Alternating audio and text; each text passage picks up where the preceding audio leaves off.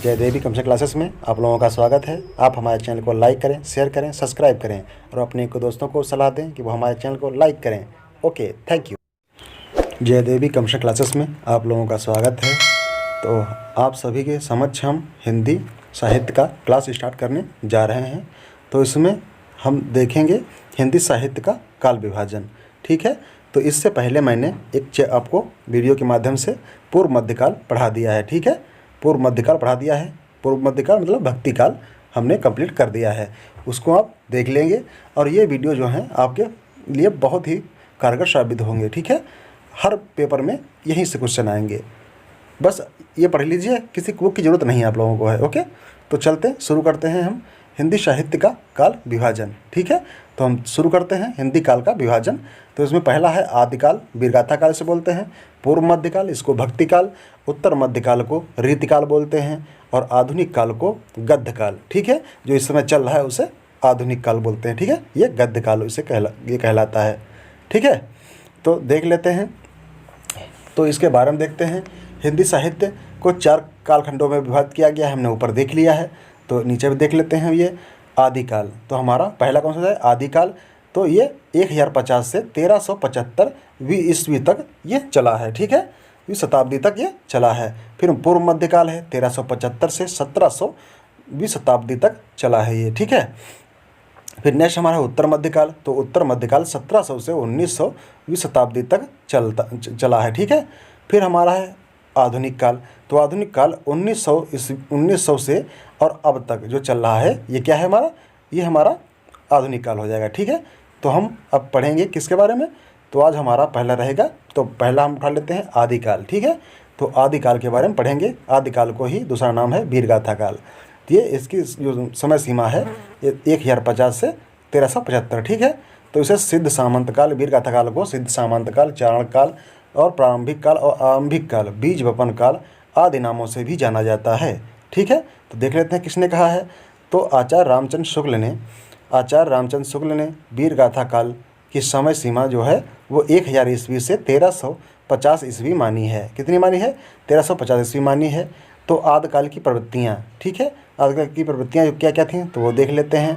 आश्रयदाताओं की प्रशंसा, युद्धों के सुंदर और सजीव चित्रण, वीर रस के साथ साथ श्रृंगार रस का वर्णन। ओके, ऐतिहासिकता के संदर्भ में कल्पना की प्रचुरता।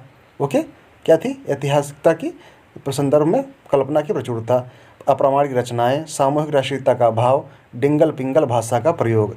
ठीक है, ये डिंगल पिंगल भाषा थी, ये बहुत ही इंपॉर्टेंट थी। ठीक है, डिंगल पिंगल भाषा का अब जो प्रयोग था। ठीक है, फिर क्या था?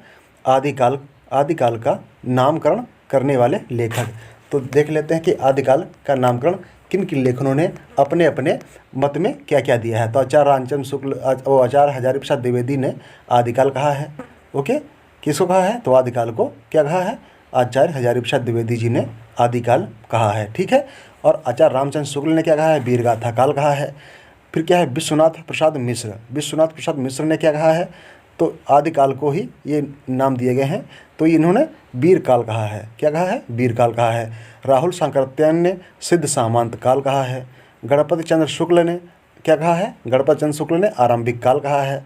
और मिश्र बंधु ने क्या कहा है? प्रारंभिक काल। क्या कहा है मिश्र बंधु ने? प्रारंभिक काल कहा है। महावीर प्रसाद द्विवेदी जी ने बीज वपन का काल। ठीक है, बीज वपन काल मतलब बीज बोने का समय। ठीक है, डॉक्टर रामकुमार वर्मा एवं जॉर्ज एन गेरसन इन्होंने क्या कहा है? तो इन्होंने कहा है चारण काल। क्या कहा है? चारण काल इन्होंने कहा है। फिर चलते हैं नेक्स्ट की तरफ। तो आदिकाल के प्रमुख कवि एवं उनकी रचनाएं, जो आदिकाल के कवि थे इनकी जो प्रमुख रचनाएं थीं वो इनके बारे में हम यहाँ देखेंगे। तो हमारे पहले प्रमुख लेखक कौन हो जाएंगे? तो इनके बारे में हम देखते हैं। तो पहले हमारे इसमें कवि हो जाएंगे, आदिकाल के हमारे पहले कवि हो जाएंगे कवि और रचनाएँ। तो इसमें जो है हमारा पहला कवि इसमें कौन हो जाएगा ये हम देख लेते हैं।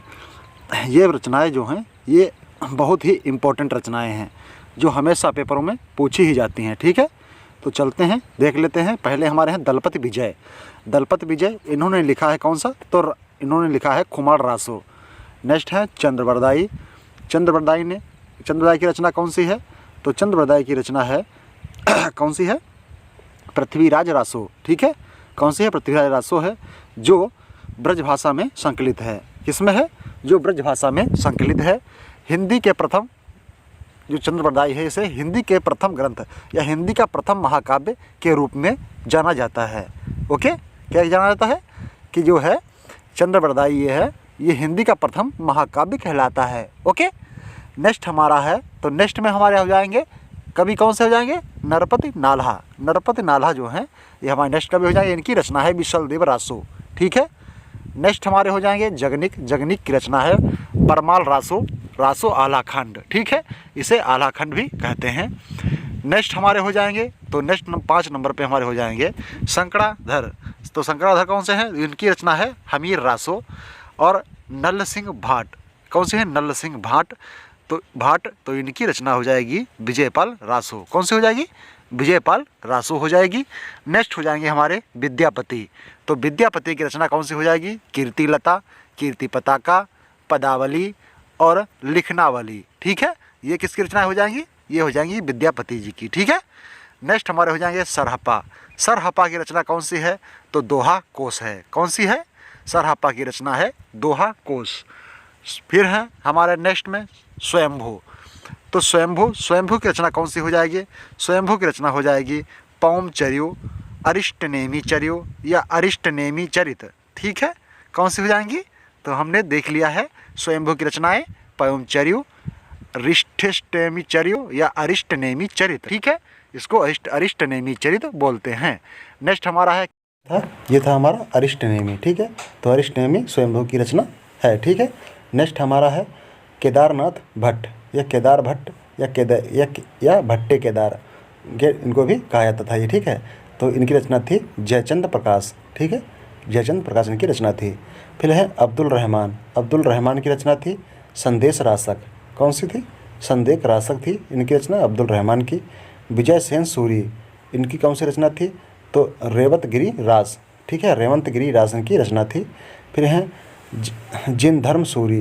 कौन से हैं? नेक्स्ट हमारे हैं जिन धर्म सूरी। इनकी जो रचना थी वो क्या थी?